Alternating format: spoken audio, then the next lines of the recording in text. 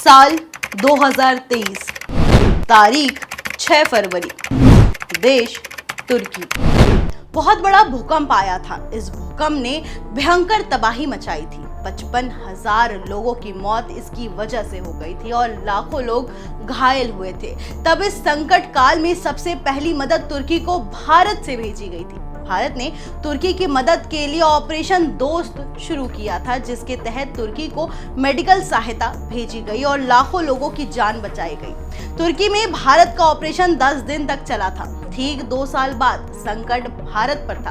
पाकिस्तान ने भारत की सीमाओं पर आक्रमण करना शुरू कर दिया था और ऐसे में तुर्की के पास सबसे बड़ा मौका था कि वो भारत के उस कर्ज को चुका दे। संकट काल में जो भारत दौड़ कर गया था, उसके लिए वो दौड़ कर ना आता, कम से कम कह ही देता कि हम भारत के साथ हैं। लेकिन इस मक्कार ने भारत की बजाय दुश्मन देश यानी कि पाकिस्तान की मदद की, सिर्फ इसलिए क्योंकि वो एक इस्लामिक मुल्क है। तुर्की ये भूल गया कि भूकंप के वक्त पाकिस्तान नहीं, भारत उसके लिए सबसे पहले दौड़कर आया था। भारत की इतनी दयालुता देखकर तुर्की के लोगों के साथ साथ वहां की सरकार ने भी भारत की खूब तारीफ की। भारत में तुर्की के राजदूत फिराद सुनील ने कहा था कि दोस्त तुर्की है और हमारे यहाँ एक कहावत है कि जो जरूरत के समय मदद करे वही सच्चा दोस्त होता है। लेकिन ये दोस्त गद्दार निकला, धोखेबाज निकला और मौका परस्त भी।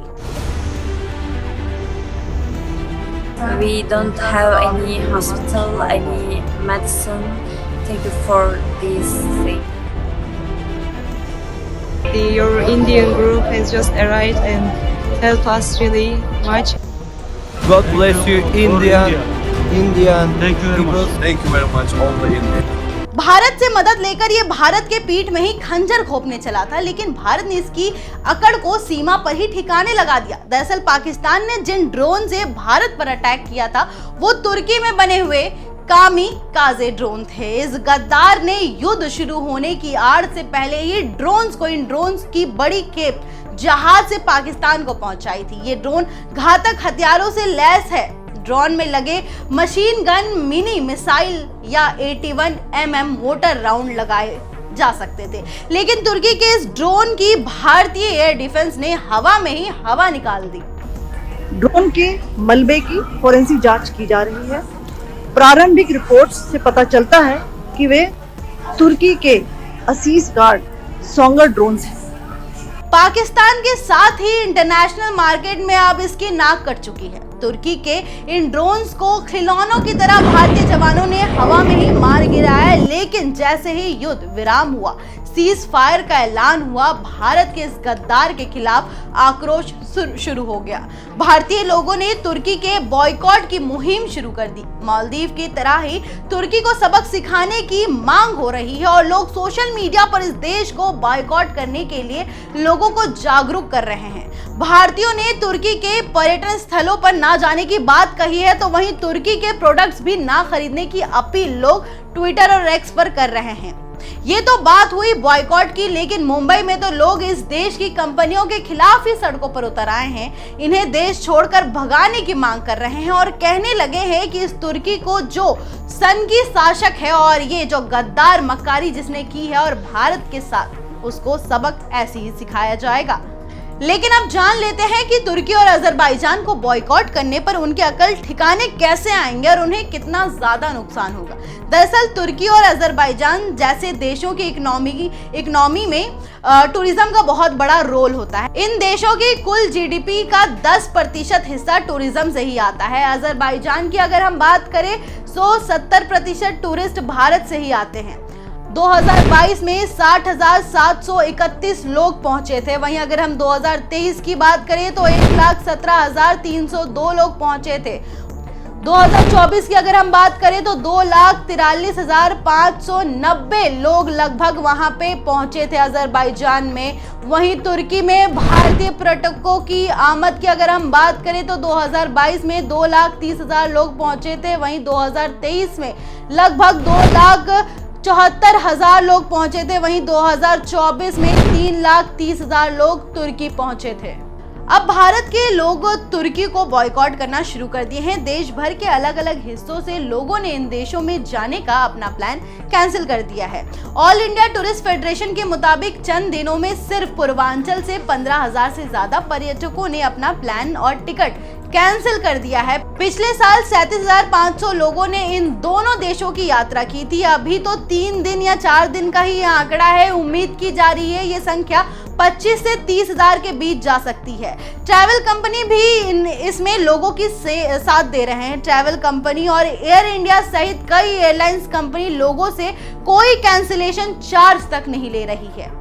वित्तीय वर्ष 2023-24 में तुर्की के साथ भारत का व्यापार कुल 10.43 अरब डॉलर था। निर्यात कुल 6.65 अरब डॉलर और आयात 3.78 अरब डॉलर रहा है।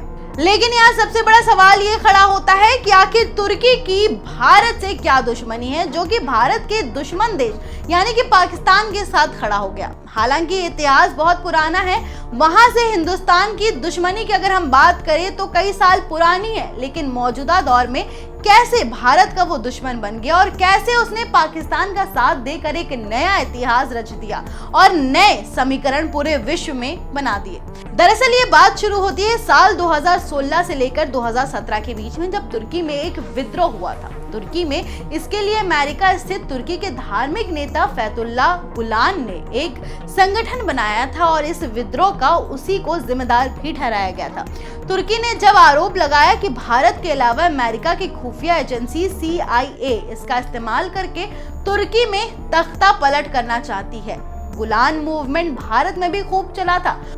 उस वक्त तुर्की के राष्ट्रपति रिसेप एर्दोगन थे, जिन्होंने भारत से उम्मीद की थी कि वो अपने यहाँ गुलान मूवमेंट को खत्म करेगा और माना जाता है कि उस वक्त भारत ने तुर्की की अपील को अनसुनी कर दिया था।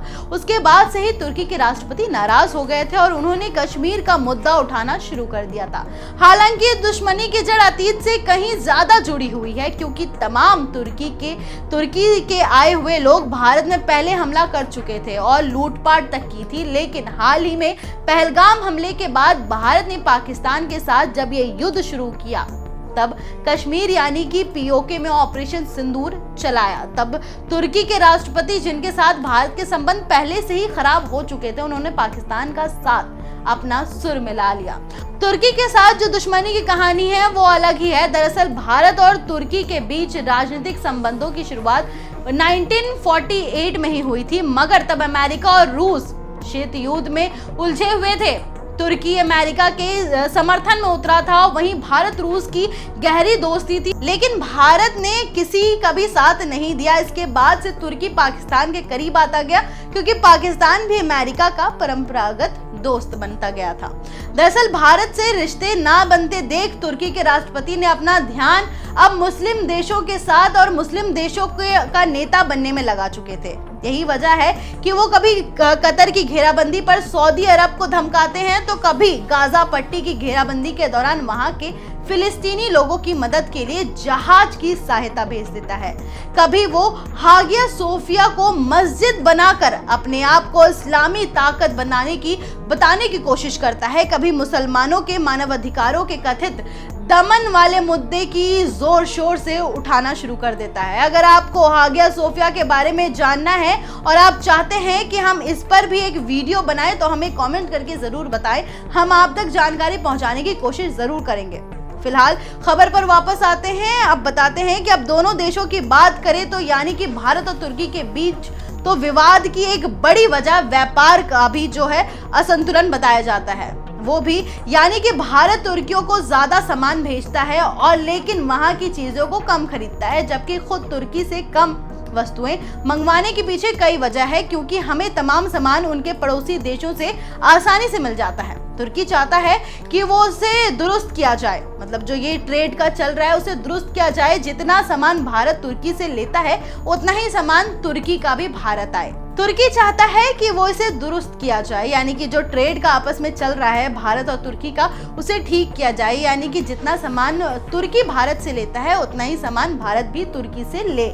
साथ ही वो चाहता है कि भारत अपना आयात बढ़ाए। साथ ही भारत मध्य पूर्व में तुर्की के साथ मिलकर तमाम प्रोजेक्टों पर काम करे। तुर्की भारत को परमाणु आपूर्ति समूह में शामिल करने के पीछे विरोधियों में से भी एक था, यानी भारत परमाणु संपन्न देश ना बन पाए, इसका भी तुर्की ने विरोध किया था। तुर्की के पास अपना तेल गैस तक नहीं है और इसी वजह से वो न्यूक्लियर पावर या परमाणु बिजली बनाने की तैयारी करना चाहता है, क्योंकि उनके यहाँ उसी तरह के थ्योरम मौजूद है जिस तरह से भारत में केरला में पाया जाता है। तुर्की चाहता है कि भारत उसे थ्योरम की बिजली बनाने की तकनीक दे दे, लेकिन भारत ने इसे देने से इनकार कर दिया था। तुर्की के राष्ट्रपति साल 2017 और 18 में दिल्ली आए, मगर बात नहीं बनी और नाराज होकर यहाँ से चले गए। उन्होंने ये मान लिया था कि भारत के साथ उम्मीद रखना ही बेकार है। भारत की नजदीकी इजराइल, सऊदी अरब, संयुक्त अरब अमीरात, अमेरिका जैसे तमाम देशों के साथ बढ़ती चली गई, वहीं तुर्की और दूर होता चला गया। तुर्की पाकिस्तान के सपोर्ट से ज्यादा काम करता है। तुर्की से रिश्ते बिगड़ने की एक बड़ी वजह भारत की बदली हुई नीति भी है, जिसे तुर्की स्वीकार नहीं कर पा रहा है। वो भारत की उभरी ताकत को पचा नहीं पा रहा है। वहीं दूसरी तरफ वजह यह भी है कि जब तक कश्मीर मुद्दे पर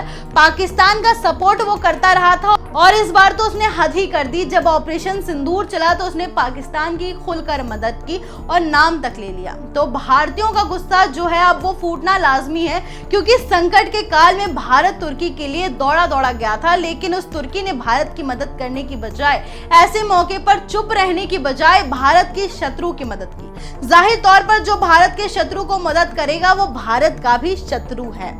तो अब देखना यह होगा कि भारत सरकार तुर्कियों पर क्या एक्शन लेती है। जाहिर है मोदी सरकार की अपनी नीति है और मोदी सरकार घुटनों पर भी लाना जानती है। जाहिर तौर पर वो कुछ भी एक्शन जरूर लेंगे। इस खबर पर फिलहाल इतना ही। ऐसी ही तमाम बड़ी खबरों के लिए देखते रहें ONOG न्यूज़। धन्यवाद।